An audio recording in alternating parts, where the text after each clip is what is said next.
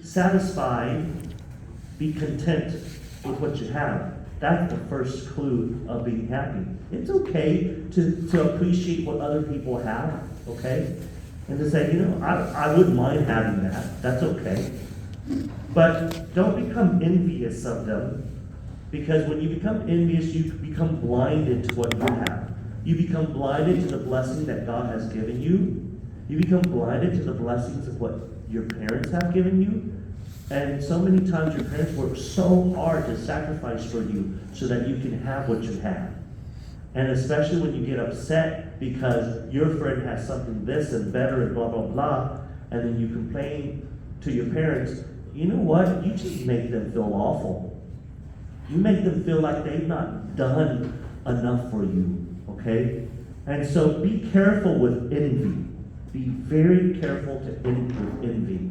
It just makes you, envious people are never satisfied with their own lives, and all they do is look at other people's lives. They're never satisfied, and they're never happy, okay? So don't become envious. Number 5, gluttony, a disordered desire to indulge excessively in the pleasures of food and drink, even to the point of endangering your health, okay? The church's perspective is most good things are good if you take it in moderation. Okay? Be moderate, be temperate. Okay? So fine, you like eating candy, but don't eat so much of it that you get sick. Okay? Later on, when you're old enough and it's legal for you to do this, fine, enjoy some alcoholic beverages. Okay? But be temperate. Don't get drunk. Okay? Don't get drunk, because that causes your brain not to be able to function like it's supposed to function. So don't fall into gluttony. Okay? Number 6, anger. An emotional outburst towards someone or something by word or action for having actually or supposedly antagonized you. Okay?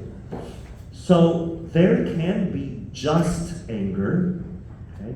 Just anger is when you see something that is wrong and you get angry about what's wrong. That's just anger. Okay? So you're at school and you see someone mistreating someone else, you get mad for them, that is just anger. Okay? But what do you do with your just anger? Don't allow your just anger to force you to commit injustices. There's right ways and wrong ways to handle things that are unjust. Okay? But anger is usually a bad thing, because when you get angry, you kind of explode. You're like a volcano, okay? When you're angry, you're an emotional volcano. You explode, you lash out at people, and they don't deserve it. They don't deserve it. And when you lash out at people, you think about volcanoes. When they explode, where does all that lava go? Yeah, it goes everywhere. Okay? That's what happens when we're angry. When we explode emotionally, we just go everywhere. You can't control yourself anymore. Okay? So that's why anger is so dangerous. My best friend in high school, I remember one time, it scared me. So he was having issues with his girlfriend. And so the two of us decided to go to Victoria Mall just to walk it off, right? Well, for some reason, we ended up parking by a car of the guy that he suspected his girlfriend was cheating on him with.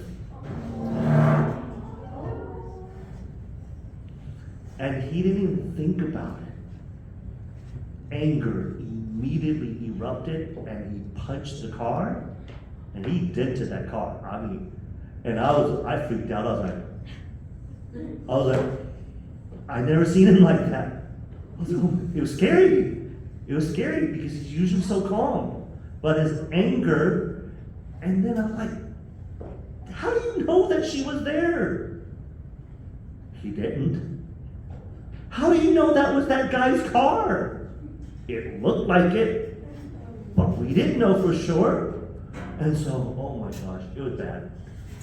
So, yeah, so I don't know. To this day, I don't know if he ended up damaging someone else's car, that if it was actually that person's car or not, or whatever. But that was the first time I saw him angry. And it's just, he's like, that's that guy's car. And I bet you she's at the mall with him right now. And he just punched it. So, anger, bad. Don't do it, okay? All right? And then lastly, this is one that a lot of people don't think about. Laziness. It's called sloth. Y'all know what the animal sloth is? Yes. It moves very slowly. Okay? So that's why this particular sin is called sloth. A tendency to be spiritually sluggish. Sluggish. Like a slug. Yeah. Sluggish. Like a slug. You know what a slug is? Okay.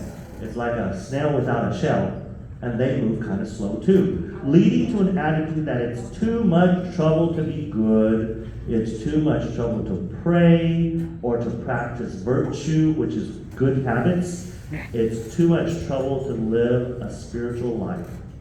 Also sinful is physical laziness to the point where you neglect your own duty, and mental laziness in studying, learning, and thinking about important spiritual or worldly matters. So, sloth, sluggishness, this is a very insidious root sin, right? So the example of Victoria not going to Mass on Sunday, what was the foundation of that? Laziness, sloth, right? Okay? And so, and unfortunately, sloth can easily creep into your life. You may not ever mean it. So like, okay, I'll give you an example. When I first became a priest here, I had to go take Holy Communion to a gentleman who was dying of cancer. And when I went there, found out that his wife stayed at home with him. She was healthy. But she was always afraid that if she left the house, then maybe that would be the time he died. And she wouldn't be able to live with herself if she ever left the house and he died while she was away. Okay, right now you have an excuse not to go to Mass because you're taking care of your husband who is dying. Okay, but I told her, I said, remember though, once your husband passes, and if you're still healthy, you have the responsibility of coming to Mass. Oh, yes, Father, yes, Father. Well, the husband passed. I did the funeral. Okay. After a few weeks, I noticed the lady was not coming to Mass. So I called her. You know, back then she enjoyed me visiting, and I enjoyed visiting because she always had ice cream for me. So when I'd visit, I'd give communion to the husband, and then she would have ice cream for me. So she found out I liked ice cream. And so I said, hey, can I come over for ice cream? Sure. So I went there and I said, hey, listen, look, your husband's passed and you're still healthy and you're driving. You know, it's time for you to come back to Mass. Oh, I know, Father. I know. Give me some time. She never came back. Now she's in the nursing home. So I still I see her there.